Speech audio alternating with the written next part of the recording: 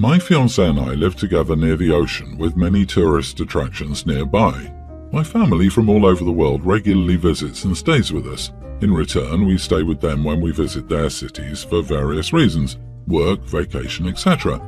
Last year I had to travel to the city where her brother lives, and my fiancé decided to visit him and his family. She asked if we could stay with them, and he declined because he's still protective of his family due to the world event. I understood at first, and we stayed at a hotel, but later got annoyed because they had no problem going to dinner and out with us in public. Earlier this year I had to return to his city and she came to visit them again. He again declined her request to stay at their house, so we stayed at a hotel. I understand some people just don't like to have overnight guests. The visit went smoothly and everyone had a good time. Last week he called to ask if he and his family could stay at our place when they come here in a couple of weeks for their vacation.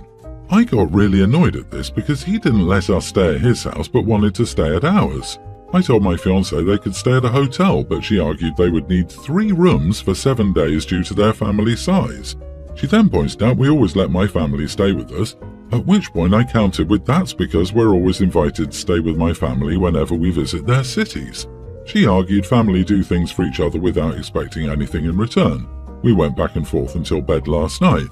I'm sitting here having coffee while she's sleeping, and I'm unsure if I'm wrong. On the one hand, I know I can be stubborn and petty. On the other hand, he doesn't invite us to stay with him while expecting us to house him and his family. Am I the idiot for letting my family stay at our house, but refusing to let my fiancé's family do the same?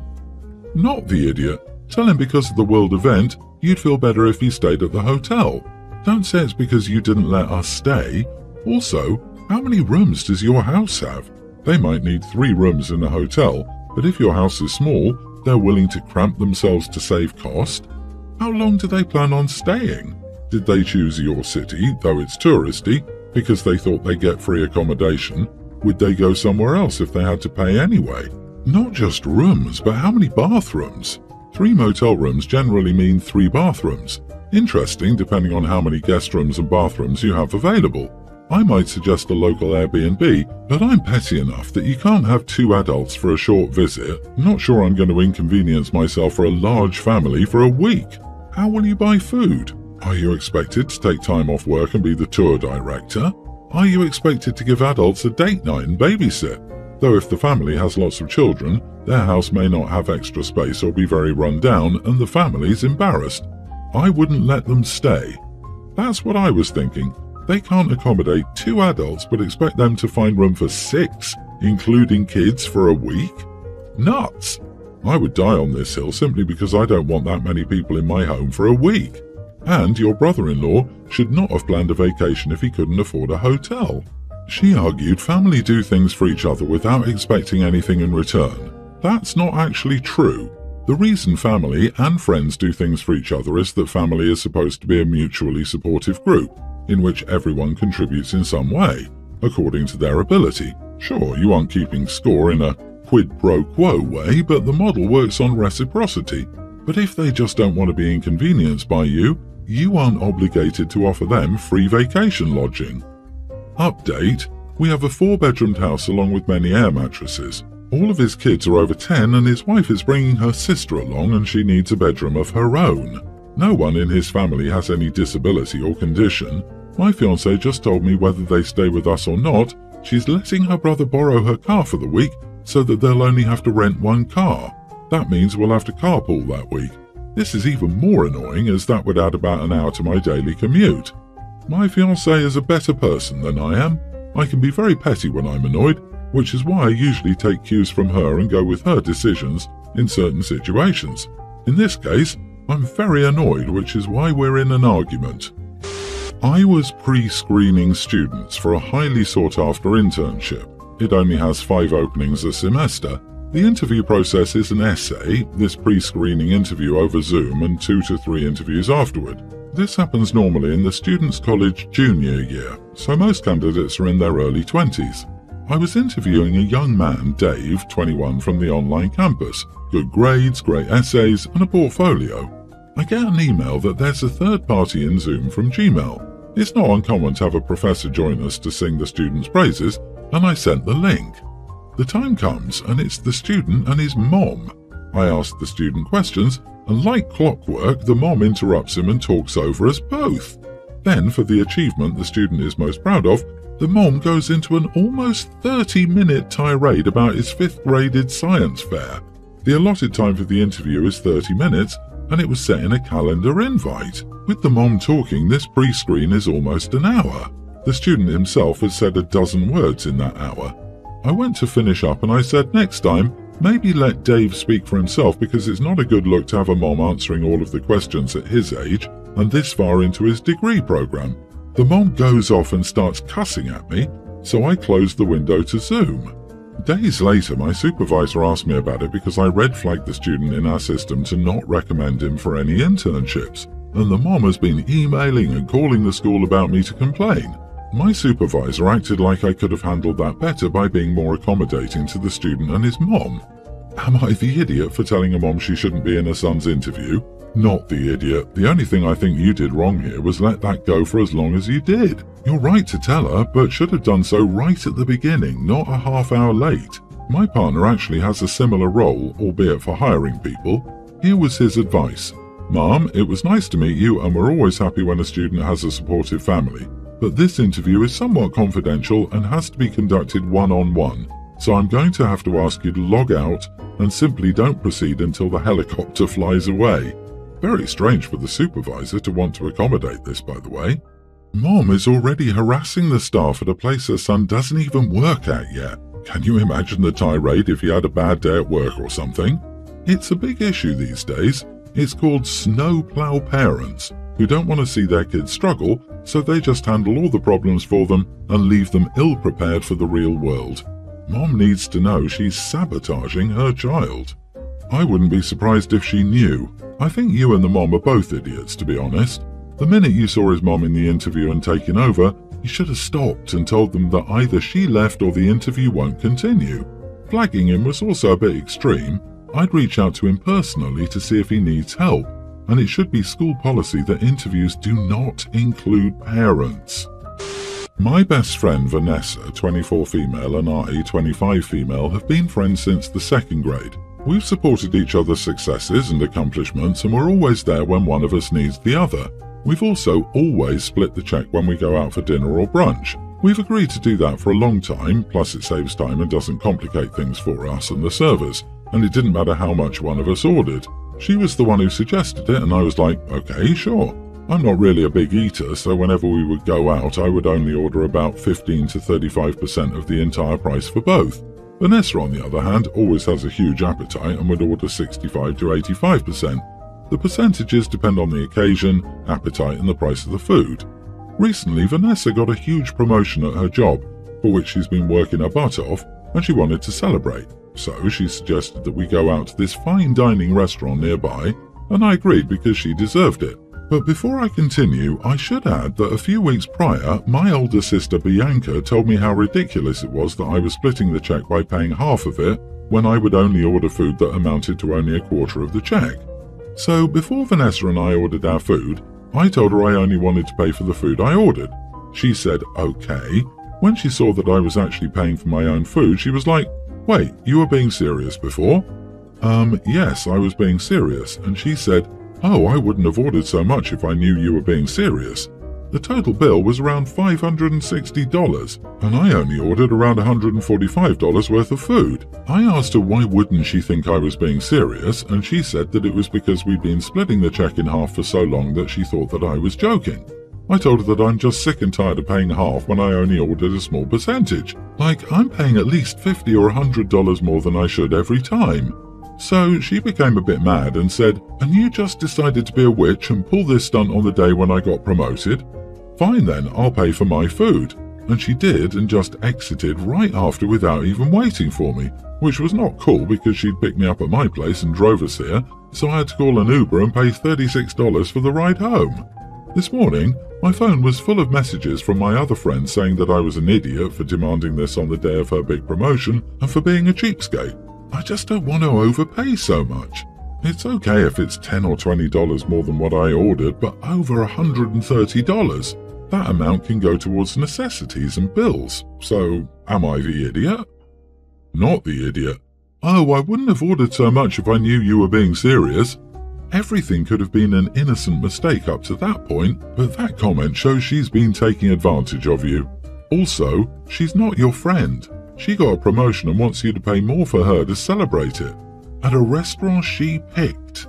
I've taken my friends out to celebrate their accomplishments before, but if I'm handling all or most of the bills, I'm also picking the restaurant.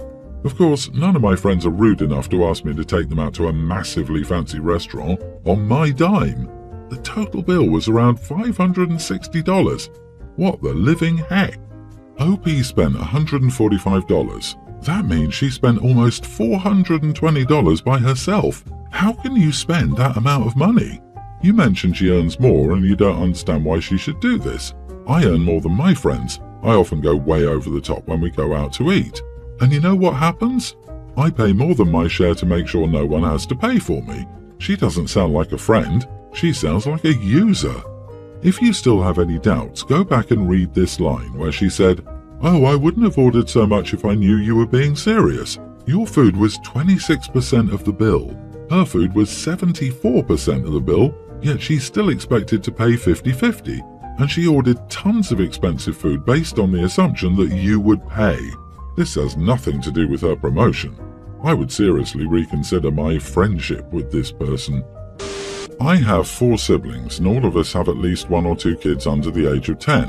My oldest brother is the only one whose children are over 10 years old. He has a teen daughter Melody and a teen stepdaughter Leah.